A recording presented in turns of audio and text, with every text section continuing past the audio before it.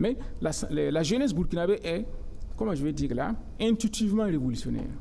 Intuitivement révolutionnaire. Voilà. C'est des gens qui veulent un changement. Ils veulent un changement. Ils ne savent pas où aller, mais ils veulent un changement. Et que ça aille vite. Voilà. Et c'est ça que Blaise Compaoré n'a pas perçu. Et c'est ça que Damiba non plus n'a pas perçu. Avec Roch, les gens étaient patients parce qu'il a été élu. Donc on s'est dit c'est un président élu, il y a un mandat qui va finir, etc. Mais avec Damiba qui est venu, et au départ, n'est-ce pas, il y a eu un ralliement. Et quand il a fait son discours en terminant en disant par la patrie ou la mort nous vaincrons et en levant le poing, les gens ont cru. Voilà. Donc il y a eu un ralliement. Mais après, ils ont vu qu'il faisait marche arrière. Donc du coup, les gens se sont dit, mais lui là, il va où? C'est pas ce que nous attendions. Et donc moi, je m'attendais. Et puis il y a eu deux graves erreurs qui ont été produites. Une première erreur, c'était l'augmentation du traitement des membres du gouvernement et aussi de l'ALT, qui a provoqué, n'est-ce pas, une fronde.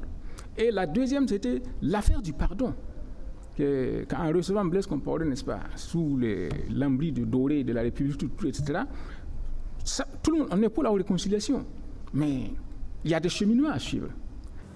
Mais déjà, c'était pour observer. Comme je l'ai dit, le peuple burkinabé est intrinsèquement révolutionnaire. Dès qu'on l'a proclamé, il y a eu beaucoup d'initiatives.